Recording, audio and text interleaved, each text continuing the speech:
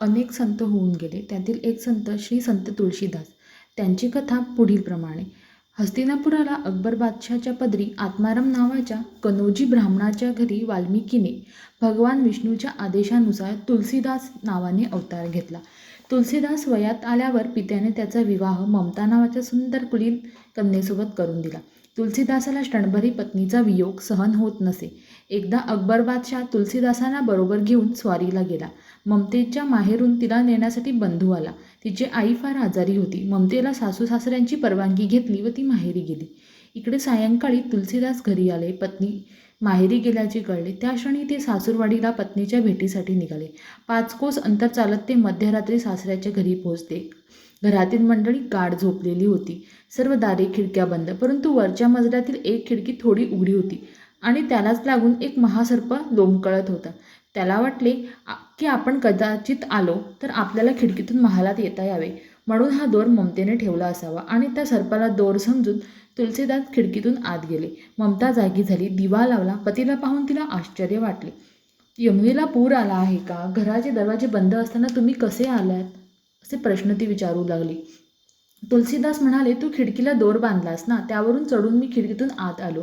ममतेला नवल वाटले. तिने दोर बांधला नव्हता म्हणून काय प्रकार हे पाहण्यासाठी ती खिडकीजवळ आली. तिने पाहिले भला मोठा काळा साप दोरासारखा लोंबकळत होता.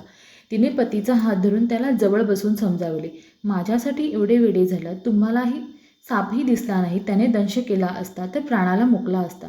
स्त्रियांच्या अभिलाषेने असंख्य जन नाश पावले आहेत. असे वेळ जर तुम्हाला श्रीरामाविषयी लागले तर तुमचे जीवन सार्थकी लागेल. ममतेची शब्द ऐकून तुलसीदासाला पश्चाताप झाला. तो त्वरेने आनंदवनाकडे निघाला. तेथे त्याने भागीरथी नदीचे स्नान करून अनुष्ठान मांडले.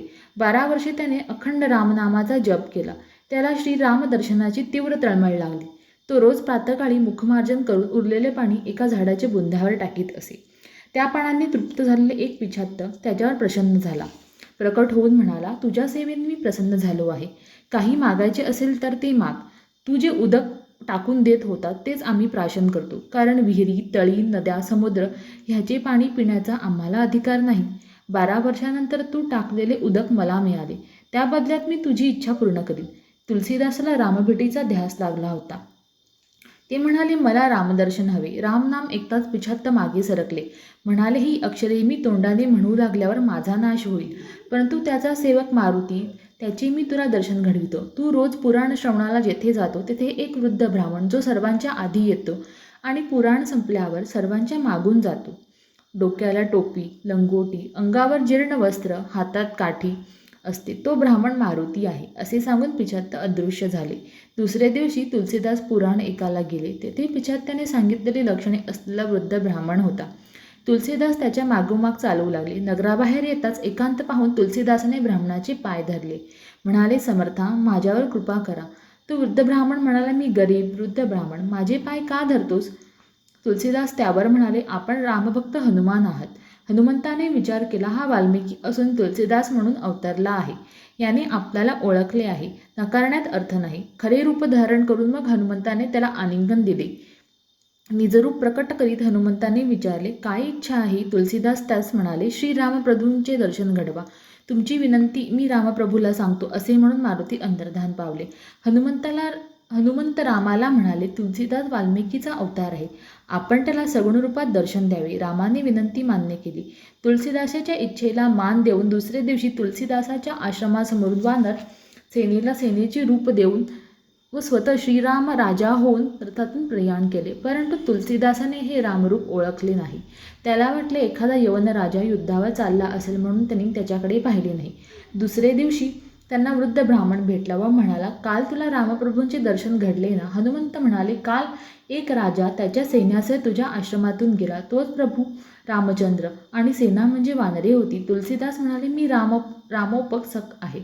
मला वाल्मिकीने वर्णन केलेल्या रूपाचे दर्शन पाहिजे. रामाची अनेक स्वरूपे असली तरी मला धनुर्धरी घनश्याम राम, लक्ष्मण, सीता असे प्रत्यक्ष दर्शन पाहिजे. हनुमंताने विनंती केली आणि श्रीराम म्हणाले, हनुमंता, कलियुगात साक्षात दर्शन कसे देता येईल?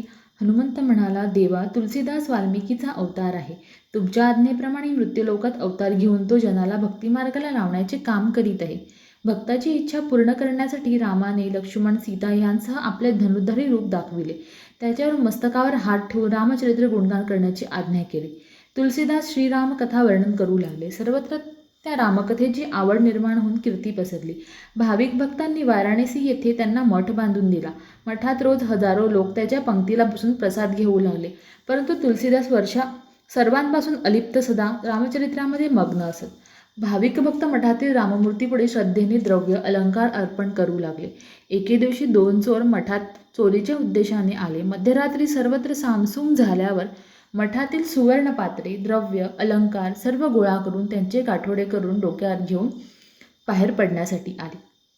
तो त्यांनी पाहिले 2 युवक, एक सावळा एक गोरा, हातात धनुष्यबाण घेऊन त्या चोरावर नेत्र धरून उभे होते. मठाच्या दुसऱ्या दारातून जाण्याचा प्रयत्न केला, पण तेथेही ते दोघे उभे. मठाच्या सर्व दारात हाच प्रकार पाहून ते भयभीत झाले व मठात येऊन त्यांनी सर्व चोरलेल्या वस्तू जागच्या जागी ठेवल्या. ते बाहेर जाऊ लागले, पण त्यांना ते दोघे धनुर्धर जाऊ देईनात. मग ते मठातच बसून राहिले. अरुणोदय झाला. काकड आरतीला सगळे भक्त गोळा झाले. तुलसीदास बाहेर आले. त्या चोरांनी धावत येऊन तुलसीदासाचे पाय धरले. ते म्हणाले, आम्ही चोर आहोत. मठातील द्रव्य सुवर्णपात्रे घेऊन रात्री पळून जायचे असे आम्ही ठरवले. मठाची दारे उघडीच असतात म्हणून आम्ही निर्भयपणे चोरी करून चाललो. परंतु आपल्या मठाच्या सर्व दारावर 2 धनुर्धारी आमच्यावर बाणाचा नेम धरून उभे राहिले. त्यांनी आम्हाला जाऊ दिले नाही. आमच्या हातातून अपराध घडला. आम्ही मठातील सर्व मौल्यवान वस्तू जागेवर ठेवल्या, तरी ती आम्हाला जाऊ देईनात. हे ऐकून तुलसीदास मठातील भक्तांना म्हणाले, मठाची सर्व दारे रात्रंदिवस उघडी ठेवा. कोणी काही दिले किंवा काही नेले तरी त्याची खंत न करता श्रीराम भक्ती करा, असा माझा आदेश असताना रात्री द्वारावर रक्षक कोणी उभे केले? भक्तजनांनी शपथेवर आम्ही ठेवले नाही म्हणून सांगितले. तुलसीदासांनी रक्षक कोण हे ओळखण्यासाठी चोराला रक्षकाचे वर्णन करण्यास सांगितले. चोर म्हणाले, मुकुट कुंडले धारण केलेले, पितांबर नेसलेले, एक गोरा एक सावळा असे युवक होते. अद्याप दारावर उभे आहेत. सर्वजण उत्सुकतेने दारापाशी गेले, पण त्यांना कोणी दिसले नाही. तुलसीदासांनी जाणले, द्वाररक्षक युवक राम लक्ष्मणच आहेत. त्यांच्या डोळ्यातून अश्रू आले. आपल्यासाठी देवाला कष्ट पडले म्हणून ते सद्गदित झाले. चोरांना म्हणाले, तुम्हाला राम लक्ष्मणाचे दर्शन झाले.